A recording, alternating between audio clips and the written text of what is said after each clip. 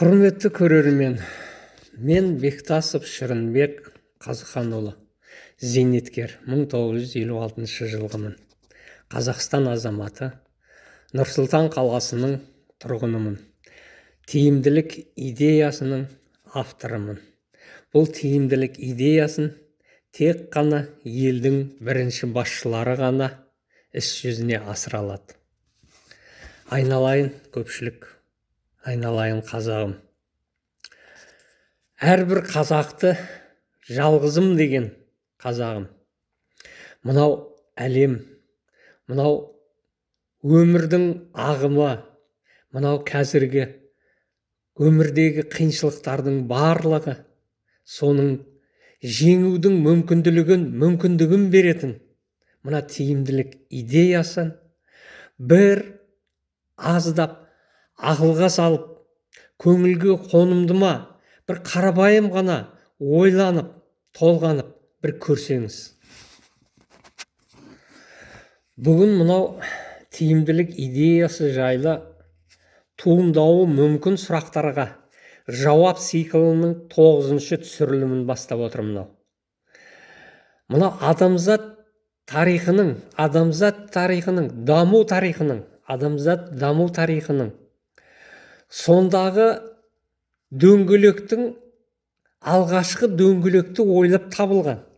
Сол алғашқы дөңгелекті ойлап тауып, осы дөңгелектің даму тарихында, адамзат баласының даму тарихында қандай рөл ойнаған болса, сол сияқты қазақтың ер тұрманында үзеңгінің рөлі қандай болған. Біз қазақпыз, қазақ елінде қазақ ата-бабамыздың осы үзеңгіні ойлап тапты, ер тұрманның үзеңгісі деп осы күнге дейін мақтаныш етеміз. Лайықты мақтан аламыз. Міне біздің ата-бабамыз ер тұрманның үзеңгісін ойлап тапқан деп.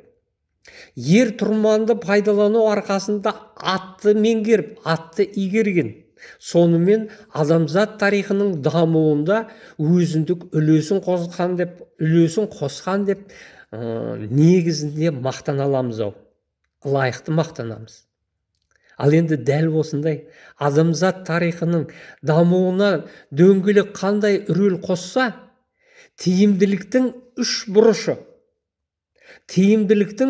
бұрышы осы адамзат дамуының, қоғам дамуының, әрбір адамның өзінің еңбегін еселеп дамытуға, өзінің мүмкіндігін еселеп арттыруға мүмкіндік әперетін осы тиімділік идеясының үш бұрышы қазақтың идеясы.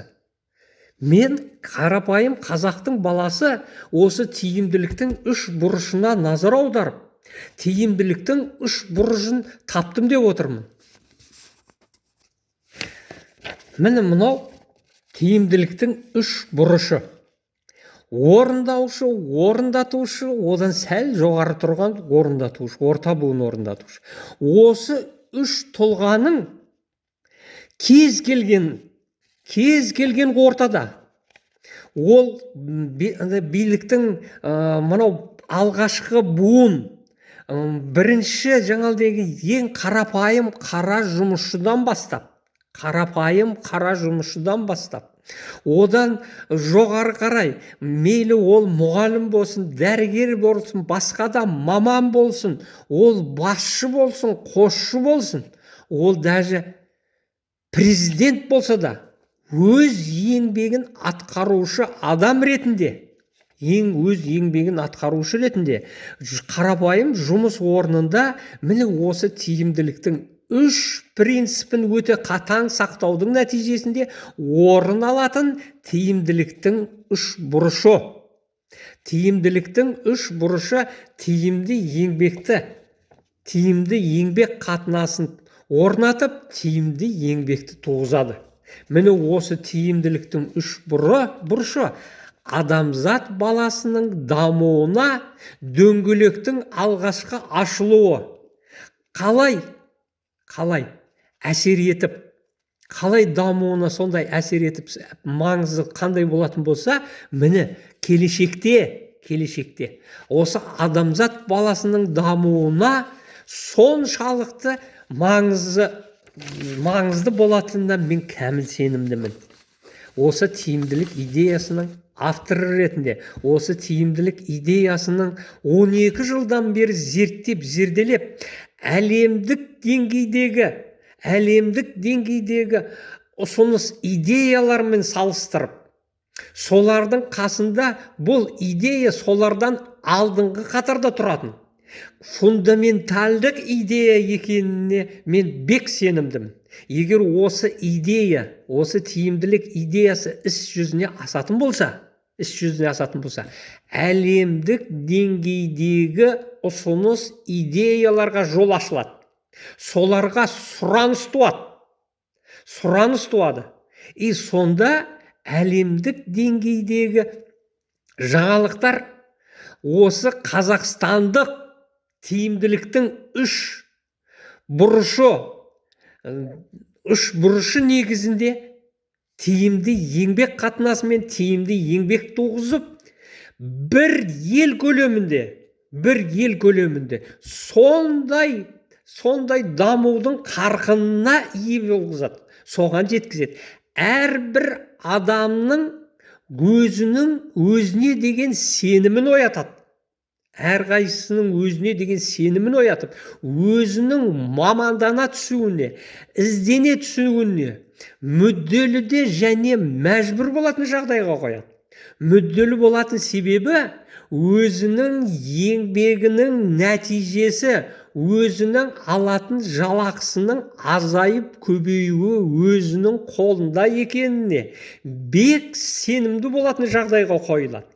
Бұл тиімділік идеясы іс жүзіне асқан елде сондай барлық салада, барлық адамдар, барлық құрылым сондай күшпен дамуға мүмкіндік алады. Сондай мәжбүр де мүдделі болатын жағдайға қойылады. Соның нәтижесінде мынау тиімділіктің үш бұрышы, бұл жаңалдегі айтып отырмын ғой, адамзат баласының даму тарихында дөңгелектің қандай рөлі ойнаған болса, тура сол рөлден кем маңызға ие болады. Сондай кем болмайтын маңызға ие болады. Міне сонда әрбір қазағым жалғызым дейтін, әрбір қазақты жалғызым дейтін қазақтың мақтан тұтуына келешекте соған мүмкіндік алады. Айналайын ағайын, енді мені сәл көп мақтанып кетті деп босқа сөкпеңіз. Мен енді әбден шегіне жетті. Көпшілік қауымды, әсіресе көкірегі ояу, көзі ашық, зиялы қауым өкілдерін әсіресе қайрап, осы идеяға, осы ойға, осы идеяны бір талқылап, елде, бір әлеуметтік желіде болмаса, сондай бір резонанс туғызып, сондай бір ажиотаж туғызып, сонда ел басшыларына осы тиімділік идеясын іс жүзіне асыра алатын қайсы елдің болса да, сол елдің бірінші басшысының назарына тезірек іліктіру еді. Әсіресе осы жаңа қазақстандық туған идеяны басқа жаққа шығып кетпесе, басқа бір ел иемденбесе екен деген мақсатта айтылып отқан. Мынау атам заманнан бері келе жатқан ата-бабамыздың сүйіп пайдаланатын қымызы қазақстандық бренд болуы керек еді. Бірақ ондай бола алмай жатыр ғой. Неге? Себебі мынау соған назар салатын, көңіл қоятын азаматтардың немқұрайлылығы. Мынау көпшілік азаматтардың немқұрайлылығының нәтижесінде ата-бабамыздың ішіп келе жатқан, солардың тапқан, солардың неғылған қымызы әлемдік деңгейде өз орнын ала алмай отыр. Сол сияқты мынау Қазақстанда туылған, келешегі бар барлық идеялардың фундаменті болып саналатын осы идеяны Қазақстанда өнгізсек екен, үлгі есебінде көрсете алсақ екен, елдің бірінші басшысының назарына тезірек іліктірсек екен дейміз. Соған мүмкіндігі бар елдің зиялы азаматтары, Нұртілеу ағамыз сияқты, Қосанов, Әміржан Қосанов ініміз сияқты, басқа да мынау Нартай ініміз сияқты, басқа да осы көпшіліктің азаматтары, арамызда жүрген осы идеядан азды көпті, мынау Ермұрат Бапи сияқты азаматтар, менен осы атаған азаматтардың барлығының азды көпті шет жағасында осы идеядан азды көпті хабары бар. Бірақ толық мәнді әлі назар аударған жоқ.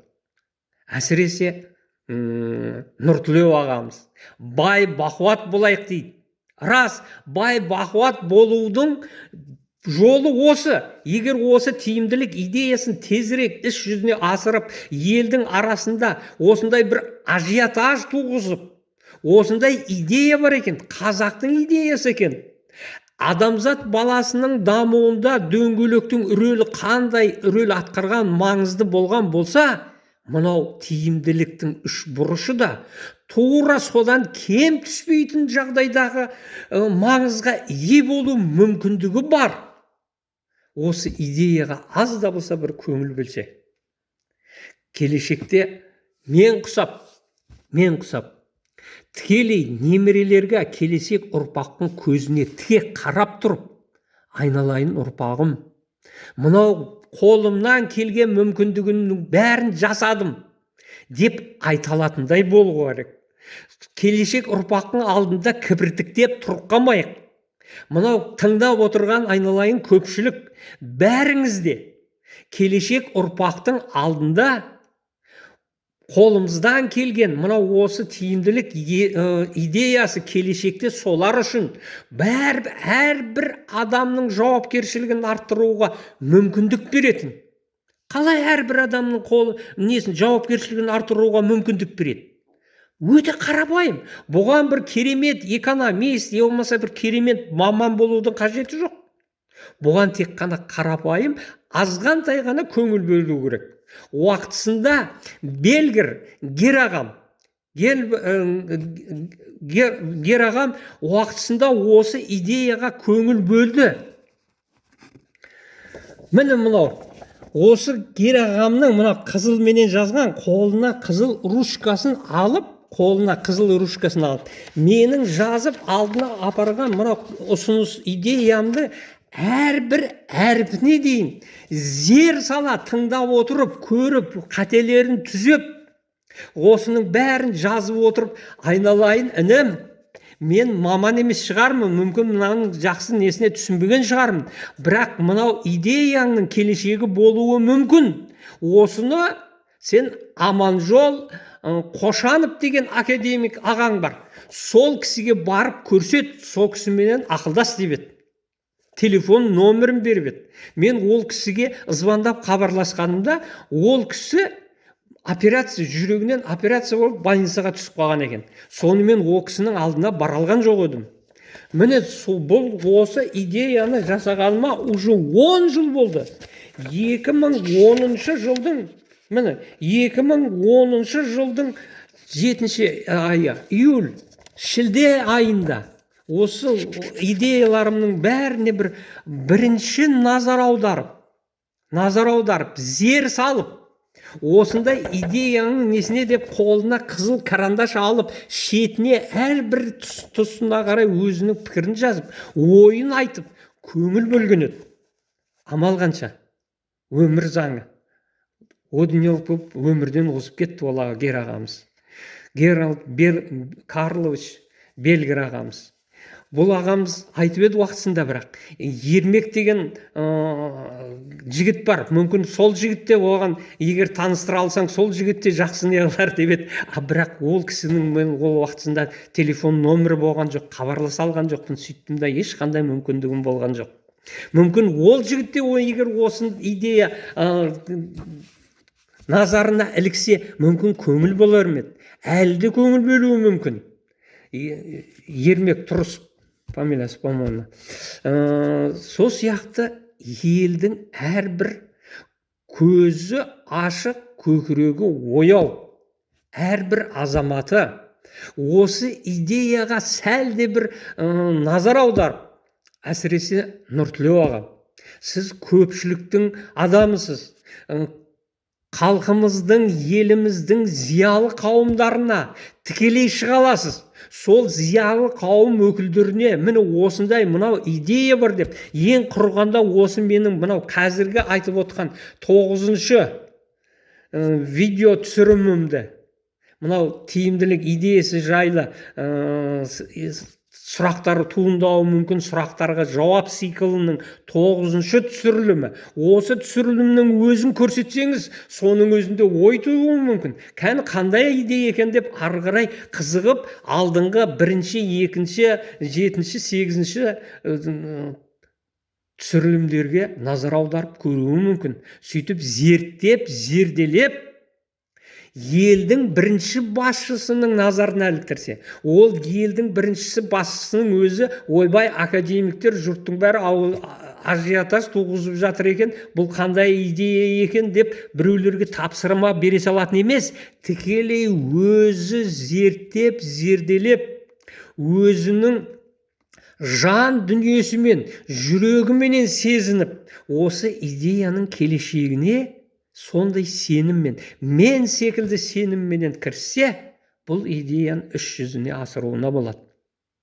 Бұл идея сонда нағыз қазақстандық идея болып, әлемдік адамзат дамуының тарихында дөңгелек қандай рөл атқарса, тиімділіктің үш бұрышы тура сондай рөл атқара алады. Міне мынау сол тиімділіктің үш бұрышы: орындаушы, орындатушы және орта буын орындаушы. Бұл үш бұрыш кез келген деңгейде ең астыңғы қарапайым қара жұмысшыдан бастап,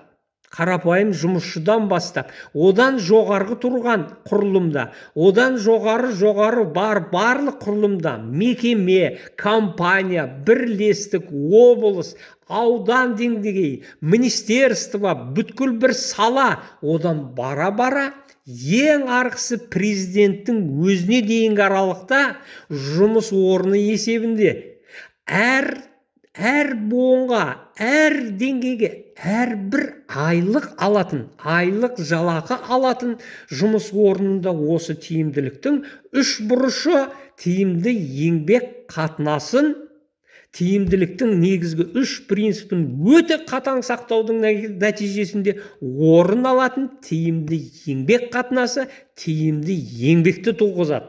Міне бұл экономикалық теория, қазақстандық теория, қазақ тілінде құрастырған мен, Бектасов Шырынбек Қазықанұлы. Міне мен мақтанышпен айталам, әлемдік деңгейдегі идеяларға пара-пар идея.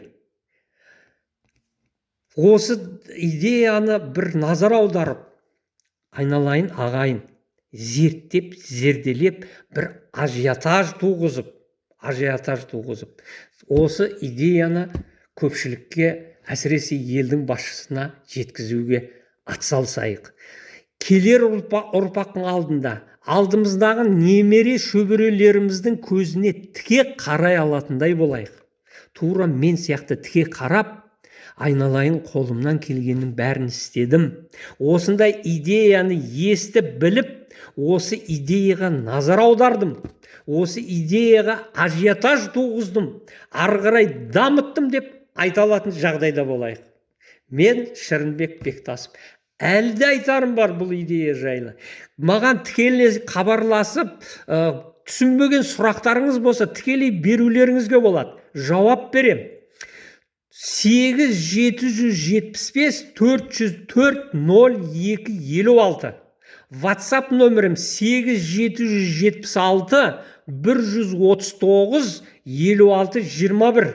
Кез келген сұрақтарыңа жауап беруге мен дайынмын. Әлі де айтарым бар. Тыңдағандарыңызға рахмет.